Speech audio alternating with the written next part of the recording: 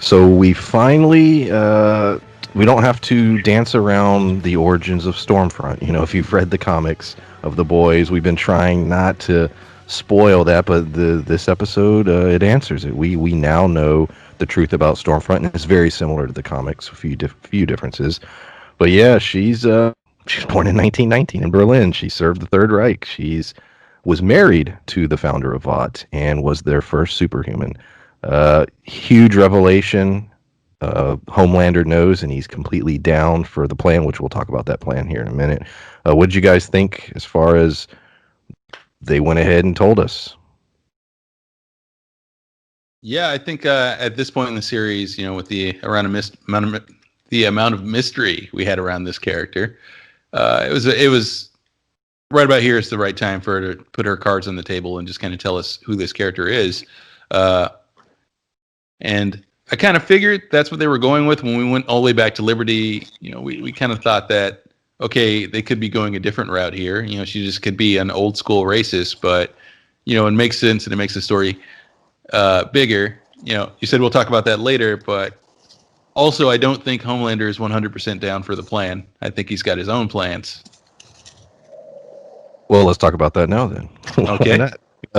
What is your theory as far as so real quick? Her plan is that her plan is that Vought is going to create superhumans and I guess start essentially a race war, continue with what the Germans were doing back in World War II. You think Homelander might not be on board? I think Homelander's on board for her idea of an army of superhumans following him and being completely loyal to him. But, you know, it's the sort of thing, he doesn't have a lot of details yet. He doesn't fully know the plan. And I think, honestly, the fact that it's someone else trying to use him for their own purposes. We've seen how he's reacted to that before. I think he's playing along until he can get more info and sort of hatch his own plan. Yeah, he does want this army of superhumans, I'm sure. But I'm also pretty sure he doesn't give a crap about her race war because, you know, Homelander doesn't care about being white. He thinks everybody's beneath him. That's a great point.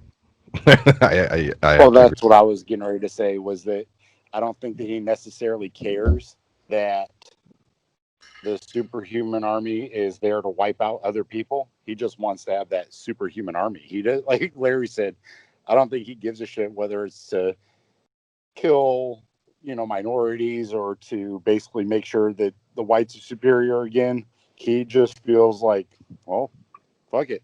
It's like, I will be able to basically be in control. And once he's in control, I think, like Larry alluded to, whatever his end game is, we'll learn real quickly. Because once he basically has them at his beckoning, then we'll see what his ultimate game plan is, because we don't know yet. And Homelander, I don't think he's dumb. I think that he knows, you know, what Stormfront's end game is, and I think that he is using her just as much as she's trying to use him. That's exactly what I'm getting at. Yeah, that's what I believe, because, you know, he doesn't know enough about her plan. You know, he doesn't have control of these superhumans, and hell, they haven't perfected their formula yet. So I'm sure he's happy to let them continue their research and continue their machinations. But as soon as they're done with all that, he's going to play his cards, and he's going to try to take control of this army or gain access to the formula himself and cut Stormfront out, because I'm pretty sure, much like season 1, he's not too appreciative about being manipulated for this purpose, because again, it's not about him, it's about their plan. You know, and he hated that about Vought in the first place, that it was about that they were trying to manipulate him in ways that suited them, that benefited them, that he could clearly see he was being used in season 1, and we see how he's reacted to that. I doubt this will end any differently. We might see that at the end of this season, or this might go into next. I'm not quite sure if it'll end here.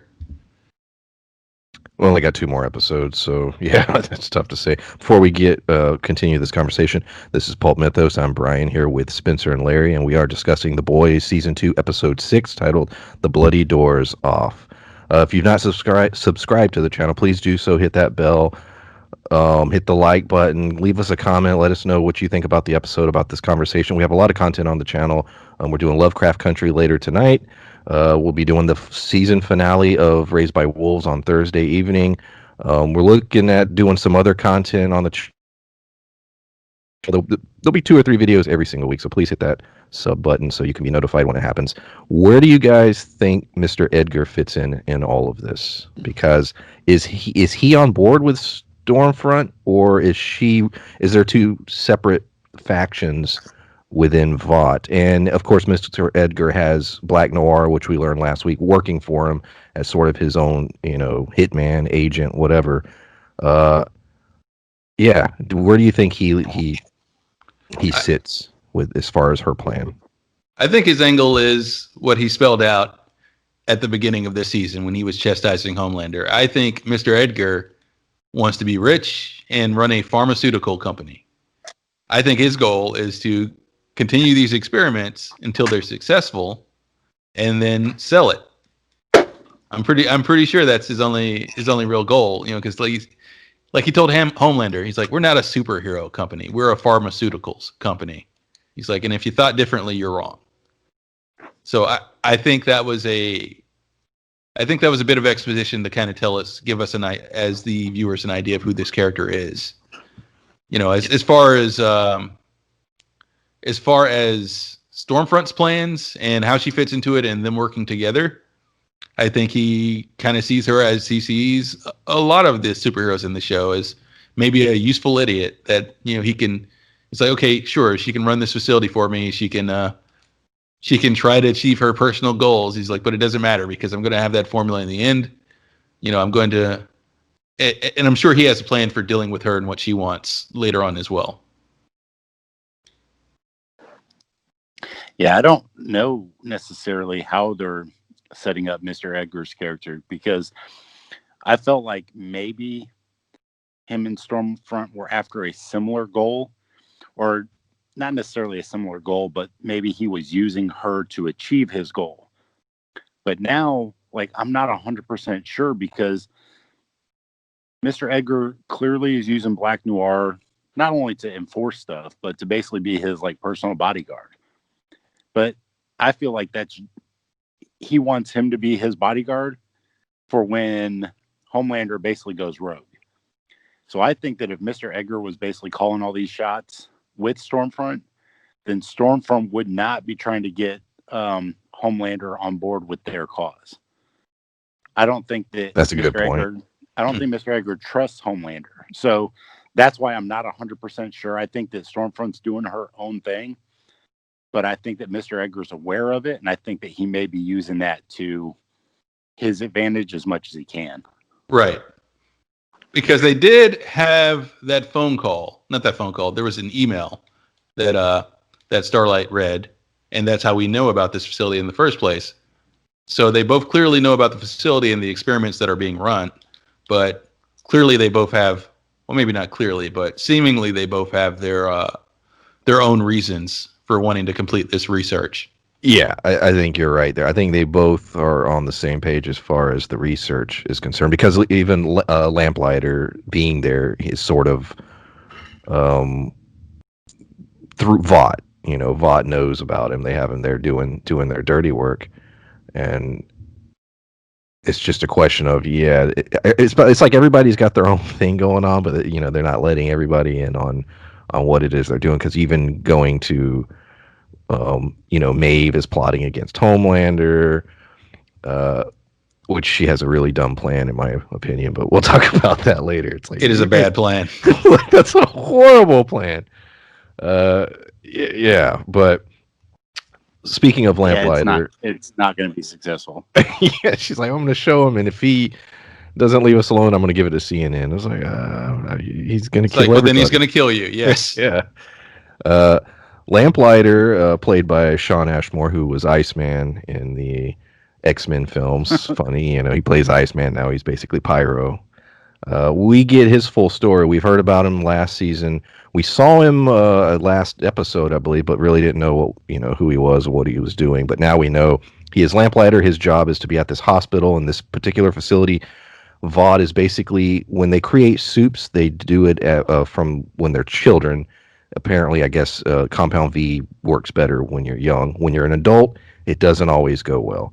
And so they're trying to perfect it. And this facility, they're experimenting. Every experiment that goes wrong or people that are uncooperative, he burns alive to, get rid of the evidence.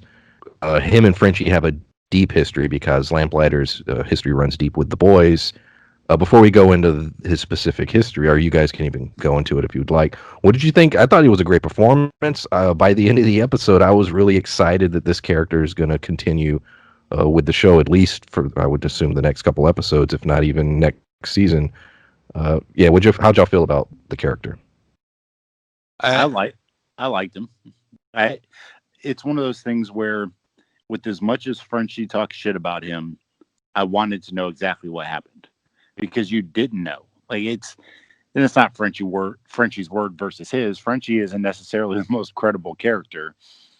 So, we didn't have any specifics. And then this episode we got those, and it's even sadder and more kind of fucked up. But for, throughout the episode, once Frenchie is like, hey man, it's all good, for Frenchie to kind of forgive him, I think is showing character progression with not only Frenchie, but, setting up the character progression for Lamplighter, which I think is, a important piece to this puzzle here towards the end. Before you start, Larry, isn't it interesting that it's Billy Butcher's recklessness to a degree that sort of led to those events? And what I mean by that, he is a bit of a wild card. He does, in fact, hate soup so much. Wild card. He hates soup so much. He's described as a bigot, by Starlight later. He's the one that forced Lamplighter's hand, basically making him an informant. Because even Grace was like, I don't think this is a good idea. And he's like, screw him. And then in return, Lamplighter went to kill her and then thought it was her. It wasn't. It was her grandchildren. Burned them alive. Horrified him. He did not mean to do that. And obviously Frenchie was supposed to be telling him. He wasn't there because of his friend ODing. I know I'm jumping throughout the whole episode, but I was thinking about that when I was watching it, that particular scene where everybody wasn't on board with pulling Lamplighter in, and even some of the stuff Billy does later. Billy, and I love the character, don't get me wrong, he's enjoyable, and he's wild in the comic as well, but he's not a good guy. He just really isn't. And a lot of his hatred leads to death and horrible things, which happens even in this episode. So going back, I'm sorry, Larry, to interrupt, but going back, what are your thoughts on Lamplighter? And what do you think about Billy's? Do you feel that a lot of this shit is his fault too? Sometimes I feel like a lot of this shit is his fault. Yeah, but I also feel like a lot of the shit that's about to happen is going to be his fault. And what I mean by that is clearly Billy is on a rampage and he's unyielding. We've seen that, he's in the middle of the mission. He's got so much hatred in him that he knows the way it should go down. He knows their best chances for winning this whole thing, but he's still considering taking a chance to potentially kill Starlight because she's there, and that's his moment. Given as powerful as she is, like, what are the odds that he'd have any other chance? He hates superhumans that much that he almost completely ruined the mission for one. But I think Billy's whole attitude will continue to be a problem, and I honestly don't think the we're not so different you and I moment that him and Starlight had. I don't think that's going to stick. I think we'll get another moment where something happens and Billy doubles down and he's worse than ever. At least that's where I see it going. But as far as Lamplighter, I did think it was interesting that they made you kind of feel for a character that isn't the greatest guy. Because I mean, whether he intended to kill those kids or not, he was about to complete a hit on somebody by burning them alive, and it's implied that that's his whole angle. That's what he does. But it's the sort of thing. He's a bad guy, but he's not as bad a guy as you initially assumed. Based on the fact that it seems like previously that he had murdered children in cold blood. And but like Spencer said, when he let his guard down, when he started talking to the boys, like people, you started to see, he's more of a human being than we previously thought. That there's layers there. While I still think he's a shitty person, and because he's a hitman. He's a hitman that burns people alive. Like, you get to see that deep down to some degree he's human, and you get to see kind of the same thing with Homelander in this episode. Regardless of how shitty, fucking what's her name?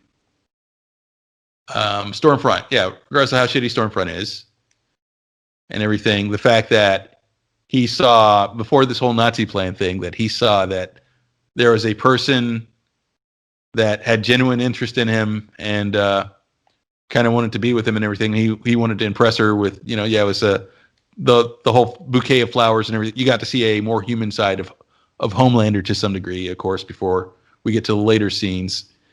And all that just to say, I think this is something the show does really well to show you that, this person is evil, but to some degree they're still human. And I think I've mentioned before that that's what I liked about the show, because a traditional sort of evil for the sake of evil villain is boring. And we still don't know Lamplighter's motivation. Yeah, he may be guilty to some degree, but he may have also just seen this as an out, as a way to no longer work at this facility, to no longer do Vought's dirty work. We don't 100% know the guy yet. It's been one episode. Well, and we showed him at whatever the premiere was, or whatever the date thing. Yeah, where he's walking. That we don't know who she is to him. That could have been a wife, a girlfriend, or something. And a lot of people do unreasonable shit when they feel like their family's in danger, and that is a movie trope, not a super, like, it is just happens in movies all the time. People are put in that scenario where they either save their kid or let 1,000 people die. And that's a hard thing to do. And as a parent, I can tell you right now, I love both you fuckers, but if I had to choose, I'm sorry. But it's one of those things. I don't know if they had something on her, or if he was blackmailed into all this, or if, he was kind of, his hand was forced into being this basically disposer, or if it was a choice and he was just like, well, it's money, fuck it. Like, I don't know his character well enough yet, but from what they showed, it doesn't seem like he's a person like that. But it could be an act. It could be, I don't know. It could be just this extreme fear of Stormfront. Like, I'm not 100% sure yet. And it probably is that kind of thing, and has been for a while, because I could imagine in that scenario, given who we know, the amount of manipulation that we know goes on at this company, after they had their meeting and they parlayed, the 7 and the boys, we could have easily there could have been a moment where Homelander was like, Lamplighter, take care of it. And he may have protested a little bit. He's like, you want me to burn a person alive? And he's like, yeah. He's like, you're the only one that can make it look like an accident. If there's laser marks in her room, clearly I did this. But if you burn her house down, it looks like a house fire. They could have, knowing Homelander and the way he does blackmail people, he's like, you do this, or like Spencer just mentioned, or I kill your family. Like, who is it? Is it us or is it her? There was one scene that caught me off guard. Of all the crazy things that happened in this episode, there was only one that made me pause, because it made me reevaluate how I looked at all the characters, the boys. When the Frenchie's pretending that he's a patient, and Kimiko and Mother's Milk are, knocking on the door to the security guard. When he opens the door, they don't subdue him. They don't tranquilize him. They shoot and kill him. Yeah. And it was one of those moments where I was like, oh yeah, these guys are like, I'm thinking about like agents like 24, something like that. But no, these guys they killed him. They did not use, and they probably could have done something where they didn't kill the guy, but they killed him. And then obviously Billy, shoots the soup outside that's clearly distraught and confused, and but he perceives him as a danger. He hates soups. He kills him. Starlight kills a guy. It appears that he's dead, and which is sort of her, arguably her initiation into the boys, at least in Butcher's mind. This group. They're not good guys, and as far as that, they have goals. Yes, they perceive a bigger evil, and they're trying to take that evil down. But at this point, they're regardless of the consequences and regardless of taking life. So, what did you think about? Did that scene catch either of you? Because it was sort of a moment like, oh, because we watch so much comic book stuff. Superheroes, the good guys would never bust in a room and just shoot up and kill a guard, but these guys do. What did y'all think about that? I think that they could, whether they do or not's a different story, but could almost justify it where they're working at basically. I equate it similar to a place where animals are getting tortured or people are getting tortured, and then they break in there and they kill everybody in there. And it's one of those things where, is it just a job for those people, or are they complicit with what's going on?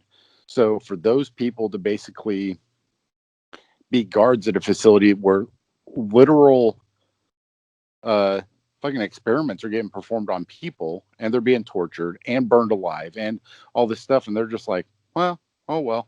So it's almost like they're complicit with what's going on. So when he killed them, I had zero problem with it. I was just like, well, fuck that guy. But, who am I to say that it wasn't just a job for that guy? Or it could have been his third day on the job and he didn't, know what was necessarily going on yet. So there's a lot of what ifs, but I had zero problems with it. I didn't even think twice about it. I was like, oh, well, kill that guy.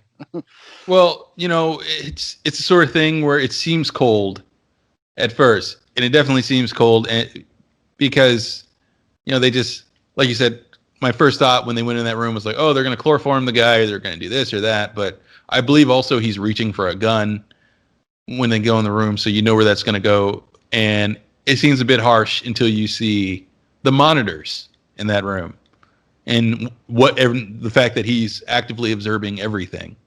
So from that perspective, and at least in my opinion, if he's seeing all this go on day after day, his hands aren't clean either. So, he's as guilty as a Stormfront or a Lamplighter. Yeah, no, I'm not. I don't think as guilty. Well, he is because he watches it go on every day. Maybe not as much as Stormfront because she's got other angles and shit, but still, it's almost like this man is in charge of watching over a concentration camp. Yeah. But I was comparing it to it shows the style of show in the style of characters they are. Spider-Man would Well, yeah, it was one of those moments where. But the boys operate more like compared to like Jack Bauer. They'll bust in if you're part of the bad guys, they'll kill you. Yeah, they have no issues with it. Starlight kills a man just because he drew his gun, and he was going to use it. But at the end of the day, he was a civilian. And she did it, and then she really wasn't that remorseful. She's like, this is just part of the work. And then she's pissed at Billy because Billy clearly is just like, yeah, that's right. This is what we do. And I'm not saying it's good or bad. It just caught me in that we're so trained to watch superhero shows. The good guys use non-lethal means whenever they do something like this, and in this show, it's like, no, they're more like the Punisher. Well, yeah, because regardless of that fact, and that is true, we are trained to say the good guys will find another way. The boys are in no way, and they make that clear every time you get in that comfort zone where you start to think of them as the good guys. They're in no way heroes or good guys. They may be righting a wrong, they may be on the right side of this thing, but they're not, heroes in that traditional sense, or they're not good guys. They're people who are, they're fighting a corporation. They're fighting a pharmaceuticals company for, and not in a heroic way. They're not fighting it by trading punches with their heroes. they've made it clear that they're normal people who don't stand a chance, and if they don't play dirty, well, they're just going to wind up dead. And I think the whole event that sets up this modern incarnation of the boys, you know, the director's grandchildren being killed, kind of makes the point that they can't go about it that way. They can't afford to tranquilize people and to really spare any of their villains, because the villains they have are really villainous, and they don't just, wring their fist at them and, explain that they'll get them next time. They take revenge. And we've seen some of the ways that Homelander gets revenge, so they really can't risk it. Yeah, I'm a pretty decently strong male. But even being as strong as I am, any of those superheroes, whether it's A-Train or any of them, would destroy me in about 3 to 4 seconds. And that's only if I was able to talk my way out of getting punched for a minute. So for them to fight dirty, like you said, Larry, that's not I have not only zero issue with it, I don't know how else they could do it. Yeah, because they live in a world. Think about this. They live in a world where they've got a Justice League. They've got a Justice League with really good PR, except they're corrupt as hell. All bad. They're all bad. They're corrupt as hell. They're not above killing you or your family or blackmailing you or ruining you in some way. And there's nearly nothing you can do to stop them other than what they're doing right now. So they can't pull punches. Speaking of Billy and Starlight, this was sort of their episode to get we've already touched on most of the topics, but to re-go over them. Billy's, doesn't like her because she's a soup. Yeah, she had her tracker taken out, but he still doesn't trust her. You're right. He points a gun at her and contemplates pulling the trigger. Huey is hurt, and they need to, she needs to power up, which I didn't know that about her power, or completely the fact that she has to have a source of energy. So she's not good in rural communities. Yes, that's exactly. We found a weakness, yeah, absolutely. Which I'm sure will play out at some point later. Yeah, that was a fun little convo between them, where she's like, I need something to draw power from. He's like, you don't have a very good superpower, do you? But that bonding, sort of, that she hated the idea of it, but Billy sort of looking at her like, all right, you're part of the crew, and because you killed somebody and you didn't care. And the fact that for Billy, that's like, yeah, that's what I do. And she pissed her off a little bit, but it was also them bonding over Huey, and Huey is sort of the innocent one in all of this, and everybody's trying to protect him. He's the victim, which he was, established in the beginning of season 1, first episode, what the thing that sucked him in. And it was Billy that dragged him into all this as well. So I love the stuff about Huey wears axe. Yeah. He smells like Vin Diesel. And he uses kid shampoo and everything. Shampoo, yeah, I liked all that. But how do you think Billy and Starlight's relationship goes forward, in the series? Do you think he starts to care about her in any way, or she's just another tool in his arsenal? I think they had that moment, but I think that's all it was, is a moment. I don't think that he's going to accept her anymore. I think he's still got his strong prejudice against soups. But to some degree he realizes they're human, but he still kind of sees them as a threat, because that was just one moment where they bonded over what happened to one of their comrades, and the thing is, Kimiko has been with them for much longer now, nearly as long as Huey, and we still got little subtle undertones and hints that he doesn't accept her even. So I doubt this one moment is going to change his mind. I promise that I'm going to contribute here in a second. The puppy smacked his eye on something. He's got a little bit of blood. So I'm still listening. I'm still going to contribute, but I'm going to help with the dog real quick. Okay. Well, yeah. I was just getting at that. There's a long history that Billy has with Soups that says otherwise. That even though he had this moment, and even though he said he may see that right now they share an agenda, I think his feeling is that they're all bad and they've all got to go. And I just think that we'll see a lot of parallels drawn between him and Stormfront this season. Kind of like, and I believe, correct me if I'm wrong, Starlight pointed that out in this episode. Him and Homelander, she said, there's Homelander. another asshole. He wears a American flag as a cape. That's true. It was Homelander. She's pointing out at the end of the day, Billy is, she describes him as a bigot. She's like, there's a group of people who you hate just because of what they are. Yeah.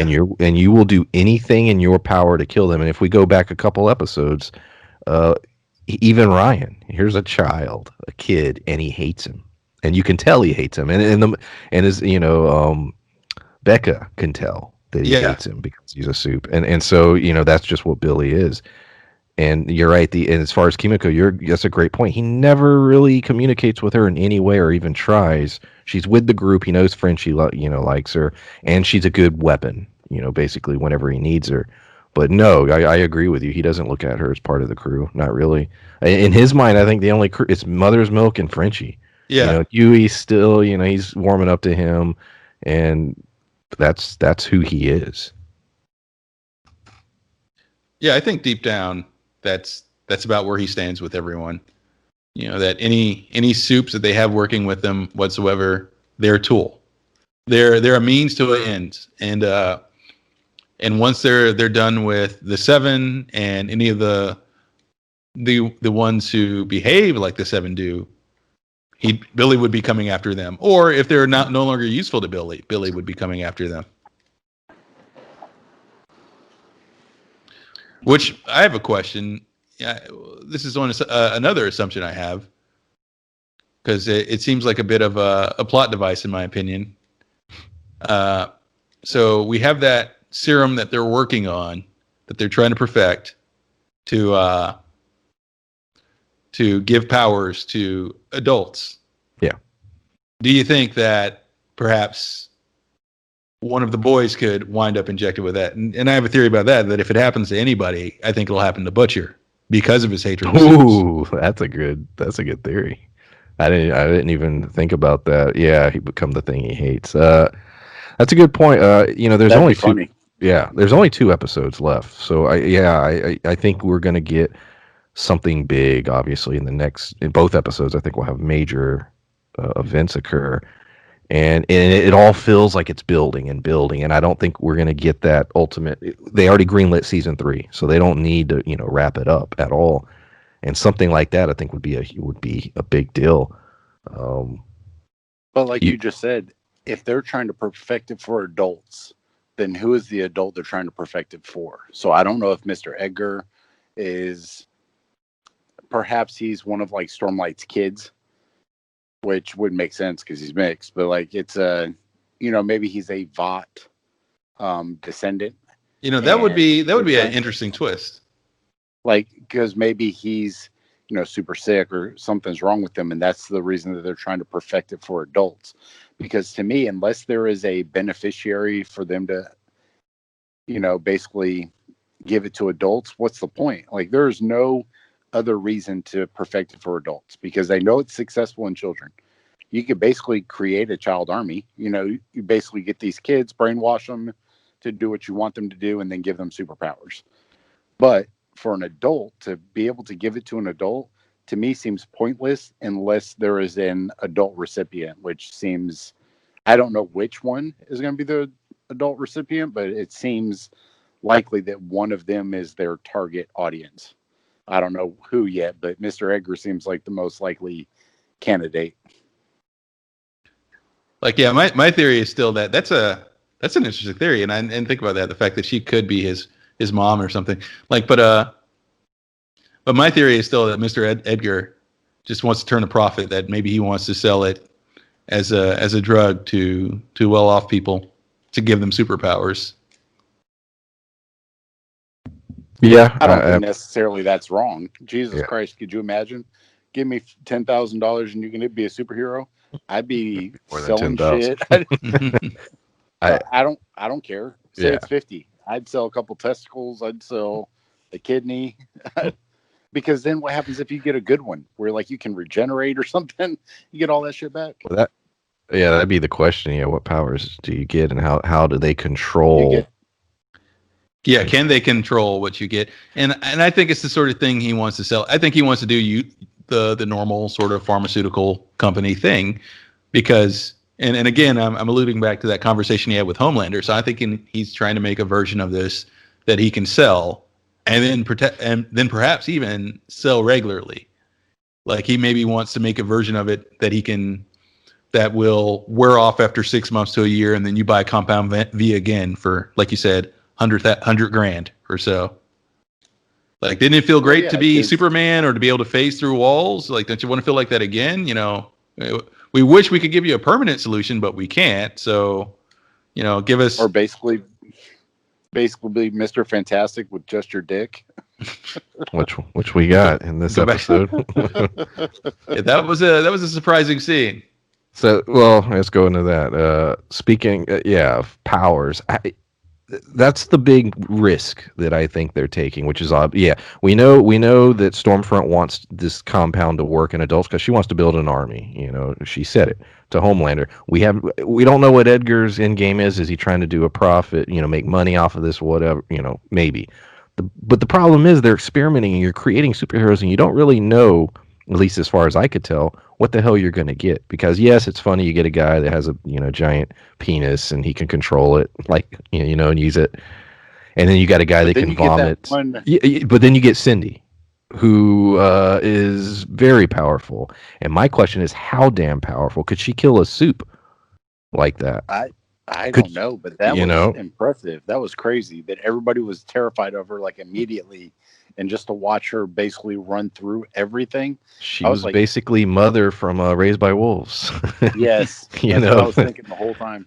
Anybody go check out our Raised by Wolves reviews. Well, that's a very good question, and brings up the question also of has she killed anyone we've seen in the series like that? Like we still haven't gotten the answer about, because what was it? They were talking to like an agent or something about some evidence that they had, and then the person's head just exploded earlier in this season. Like, was that Cindy? That's a good point. I didn't even think about that. Yeah. That is a very good assumption. Damn. I was also thinking, Stormlight, or not Stormlight. Jesus, I always like mix names and like it's like Homefront and Storm Train, but like. Although that sounds like Storm Drain, which I don't know what that power would be.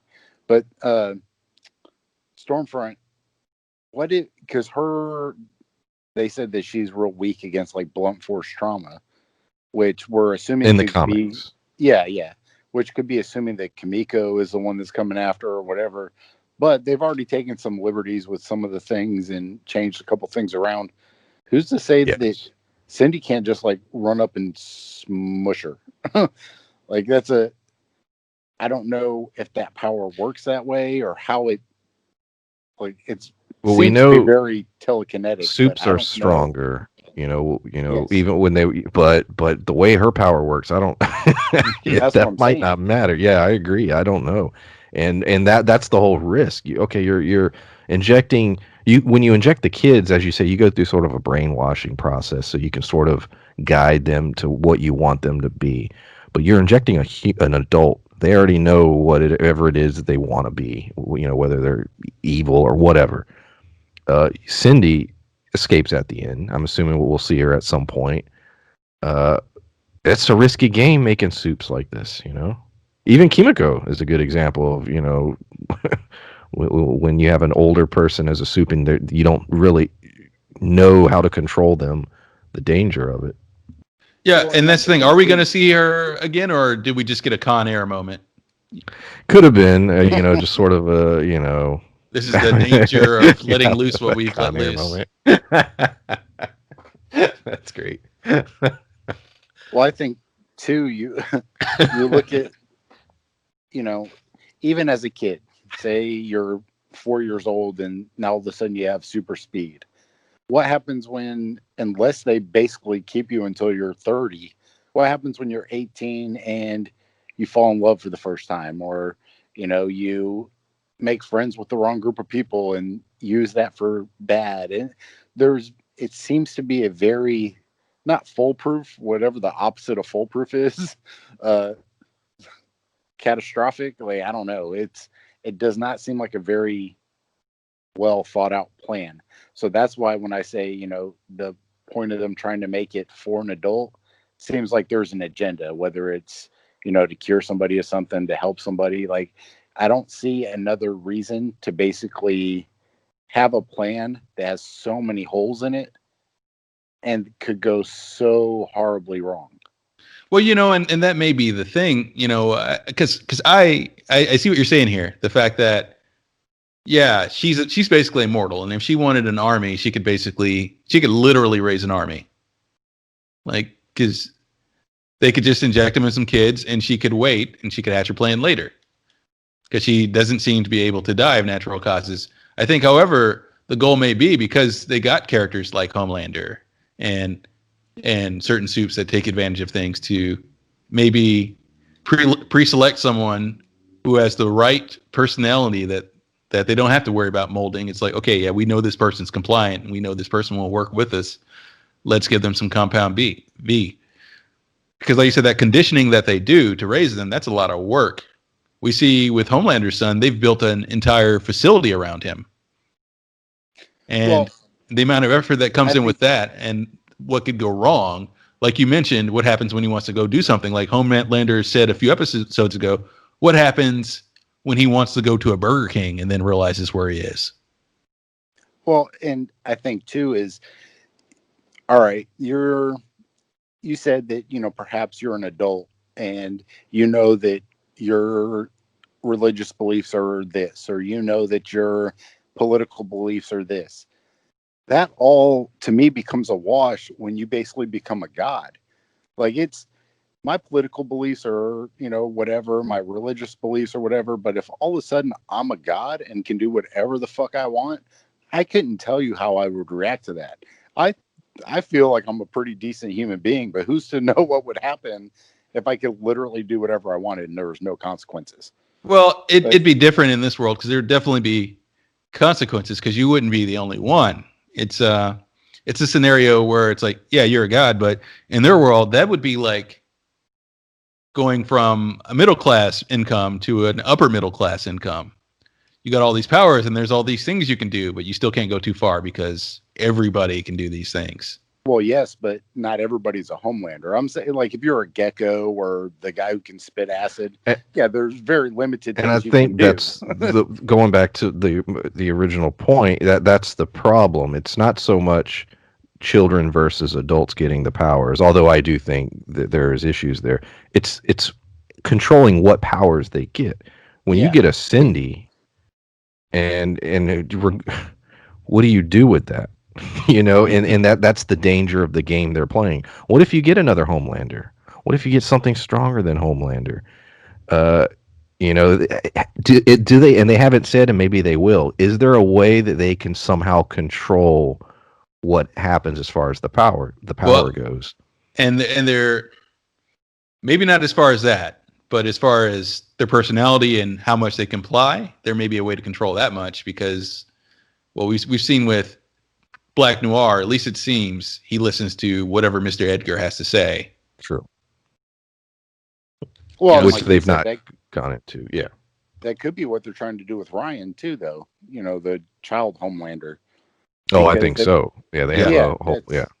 They're very. He's, Black Noir is complicit because he was basically, well, never mind. I won't go into that in case people didn't listen to the end of our last one about spoilers, but we know a lot about Black Noir, and he's been with them since he was very young. So if that's the case, then they're able to kind of shape him. But that seems like what they're trying to do with Ryan. But like we said, what happens if Ryan's mom's died? Like, would he snap? Mm-hmm. Would he go off? Would he like? And he's not in the comics, so whatever happens we don't know. It's all new. It's all new. the Deep had, he was in this episode, had some funny lines. He brings the GoPro from the crash that Maeve and Homelander were sort of responsible for, well, specifically Homelander in the first season. He finds a GoPro that was in the crash. He brings it to Maeve because she has this whole plan to, get Homelander. There's some funny dialogue there where he's talking about, his communication and friendships with the fish. He's played for laughs pretty much throughout the episode. And then he ends up getting A-Train to come to the church to have a lunch with, I believe, Alistair is the leader. Yeah. And he basically tells A-Train, or that A-Train has a theme song now that they're going to try and get Lil Nas X to record. I thought that was funny. That was beautiful. Yeah, it was great. But A-Train, the church knows all of his secrets. Now that's a question. Well, let's go into the church real quick. They know everything about him. I mean, everything, every little detail. Stuff that even like just Homelander knew. So where the hell are they getting their information from? And obviously they want A-Train to join them, and they got the Deep on their side. They want A-Train as part of their crew. Yeah, where is this church getting their information? I think personally, especially now with everything literally being digital, he had a medical record that the autopsy of his girlfriend that they basically pushed to the side. He had to get, his heart worked on, hospital records, those kind of things. All that shit's digital. So no matter how much they're trying to keep it secret, somebody with the wrong agenda could probably get all that information. The information that he had seemed to be all medical type stuff. So who's to say that they don't have like a hacker? Because, this church does not seem to be, on the up and up anyway. Who's to say that they're not doing some underhanded shit, whether it's to blackmail and absolutely. I'm just saying that the level of their abilities are very great. Only Homelander knew some of it. You know what I'm saying? Like they're not minor league. Whoever they're working with or however they're doing this, they would be, I would say now, equal to what the boys are capable of achieving, or what the CIA is. Well, yes, but with greater numbers because they're a cult. They have nurses in those hospitals. They have, like Spencer said, they've got techs. They've got nurses, most likely, that probably worked in the hospital where A-Train was being treated, that understand a little something about Compound V. Chances are that they've got plenty of employees that work for Vought itself. They don't have to collect intel in the way that the boys do. I mean, they do have to collect it, but they don't have to put in as much effort because they've got so many people that work for them that are also probably being blackmailed in the way that they're, blackmailed or used in the way that they're doing with A-Train or the Deep. It would even be an easier thing that I just thought of just now is if that church leader guy was basically Professor X. Like he's if he has, yeah, that's a good point. That's a very good point. He could be that would simplify. That'd be so much easier. He could be a superhuman himself. That makes sense. We haven't talked about telepaths. Is that a thing in there? Yeah, that's a good point. Well, I think so because how else would Cindy be able to do that? From my explanation of everything, that's telekinesis. Like that's able to So I don't know.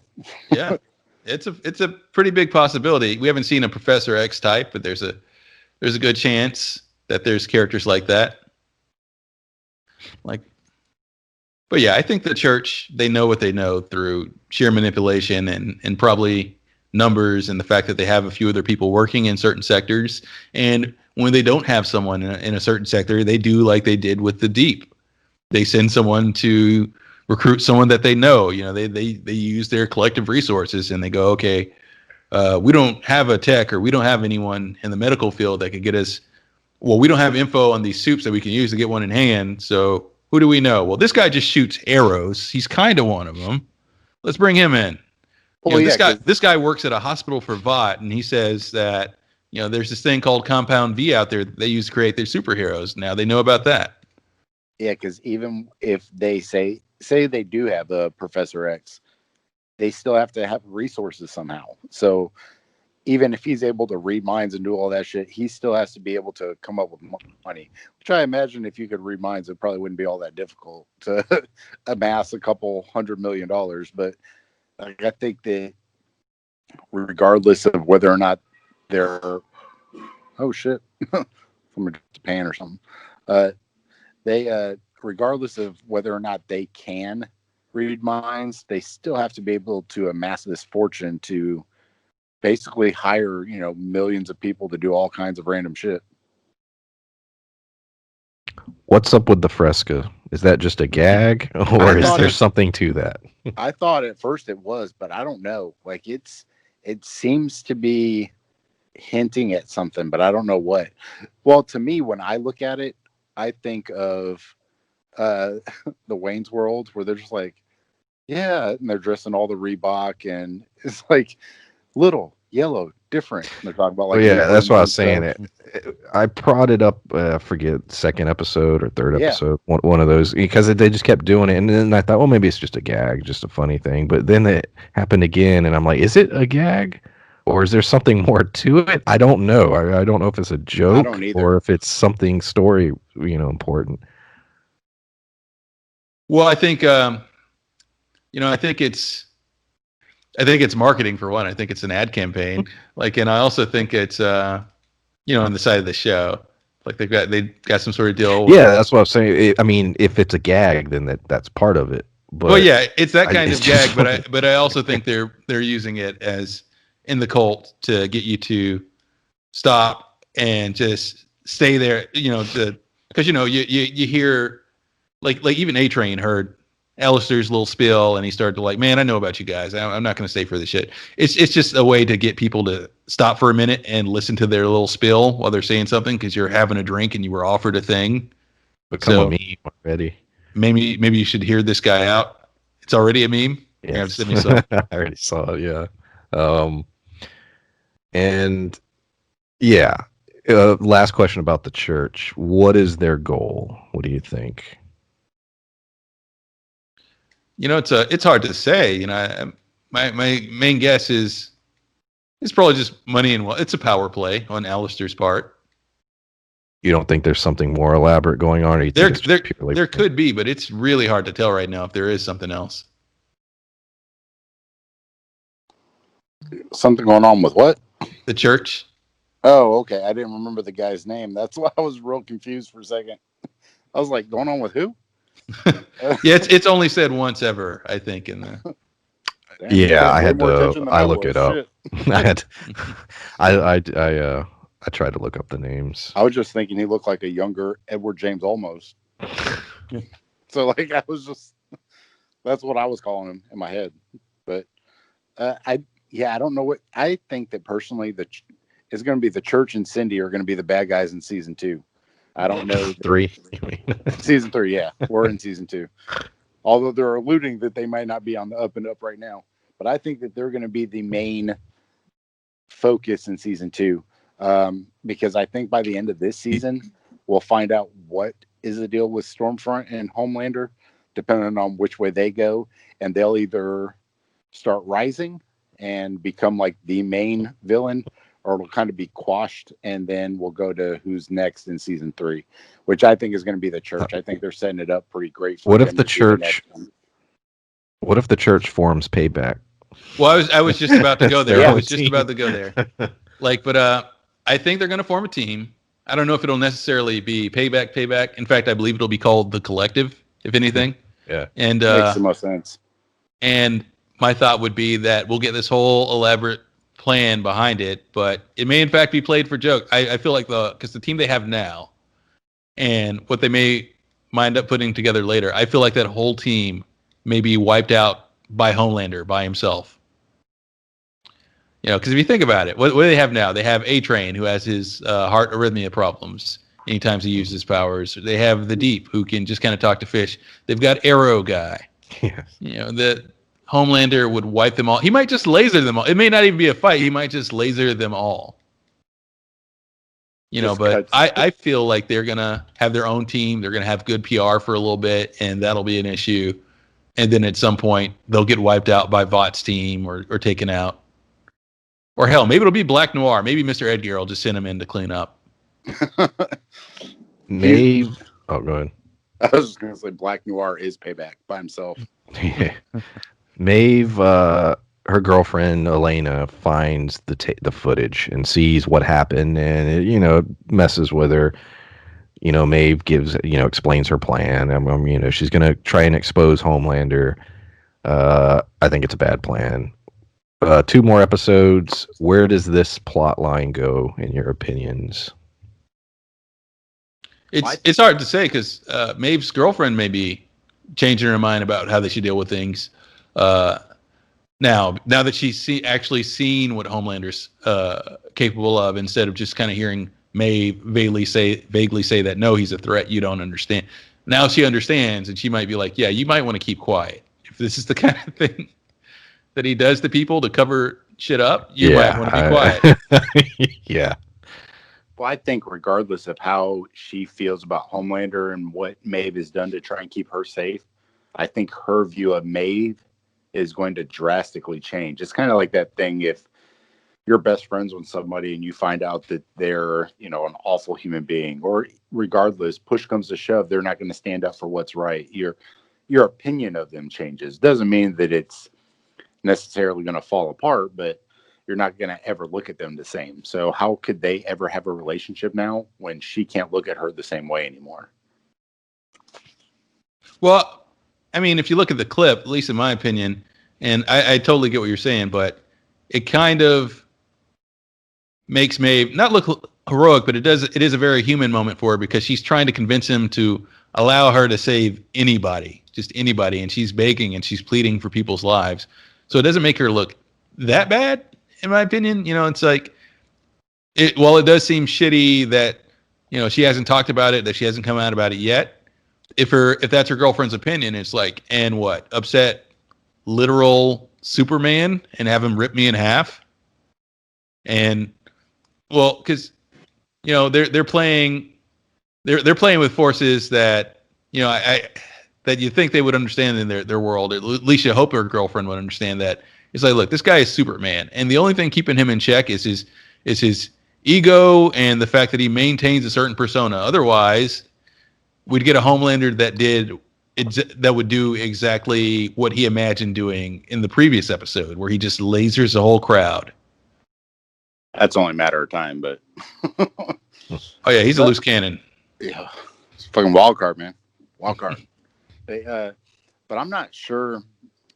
Like, to me, I try to look at it from a non-superhero sunglasses because, like, it's their world is significantly different than ours. I mean, like, I can ever, there's some rules that I will bend to, basically keep my job. Like, I'm not going to piss off the wrong person. I may not, stand up to certain people because, you don't want to burn those bridges. Like, however, the people I work for aren't, letting people die in plane crashes. So it's, you know what I'm saying? It's at what point do you stand up for what you believe in?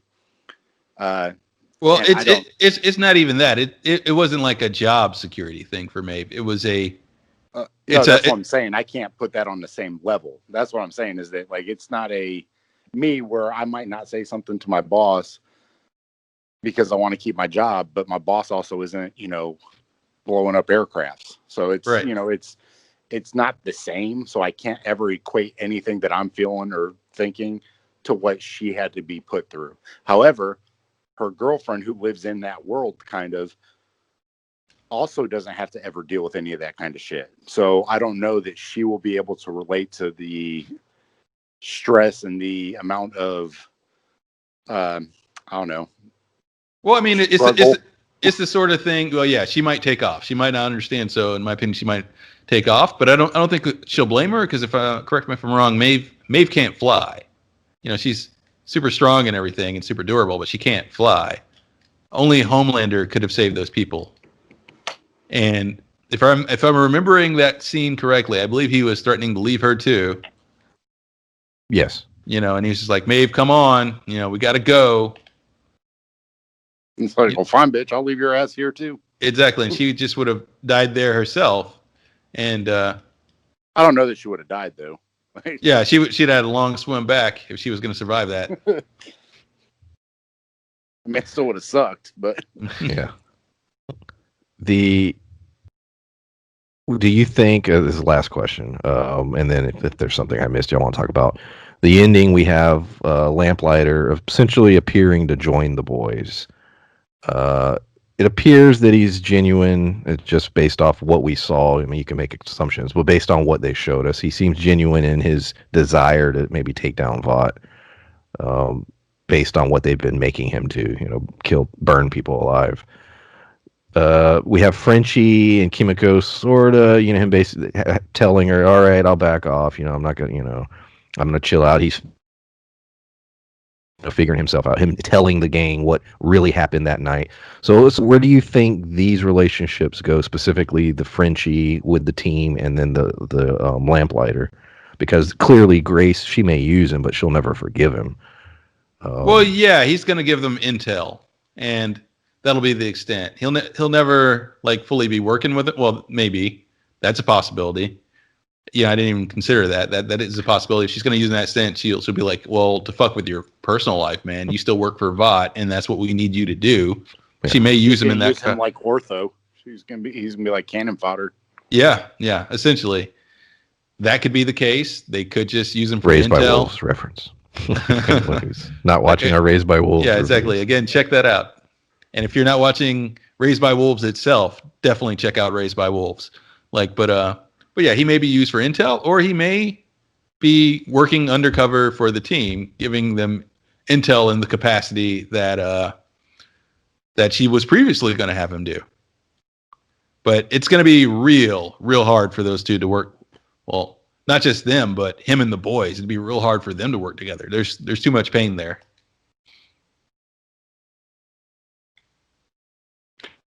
I don't know what their end game is with Lamplighter. I think that it's interesting to say the least because you add another person into the dynamic. I don't think that by the end of this season, all the main characters obviously are going to be around anymore. Whether I almost called them Stormlander, but Homelander and Stormfront, with whatever mission they're on, Mr. Edgar, there's so many overlapping storylines right now. I couldn't tell you that everybody's going to make it. So people like Lamplighter, they may have a different role by the end of this season. So I'm not sure what those roles are. I think it's very interesting to bring in new people who seem very important. The end of the season. Yeah. Because so you think wonder the dynamic of the whole show may change for season 3? Is that what you're suggesting? Yes. Yeah. That may happen, they've already gone off the comics a little bit. So for like we said, Ryan to even exist is not from the comics. The whole Stormfront thing is not the same in the comics. The fact that Payback's not around yet is not the same in the comics. So I'm not sure how they're going to kind of form those things, if at all. And they also said that there's a spinoff series coming of The Boys. So I'm really curious as to what they're going to play up in this series, or if the spinoff series means that they're basically going to stay real close to the comics and this is going to be done by the end of season 3 or 4. And they're just going to go with what's next. That's what I'm thinking now, that they're already putting a spinoff in the works. Makes me feel like this one's already got a set number of episodes that they got kind of set out, and then they're going to be done. Well, I would say, and I don't know this is pure speculation, but the fact that the spinoff was just announced a couple days ago would lead me to believe that this season is doing very well. There was a lot of speculation. People were frustrated with the release schedule, and it was getting a lot of, review bomb, basically. But for them to announce not just a season 3 of The Boys, but a spinoff series, I would assume that the show is doing extremely well for Amazon. Yeah, I feel I feel like it's doing pretty well, and that's a good point that the timing for the spinoff may indicate that we may wrap this show up in a season or 2, but they still want to use this property in some way.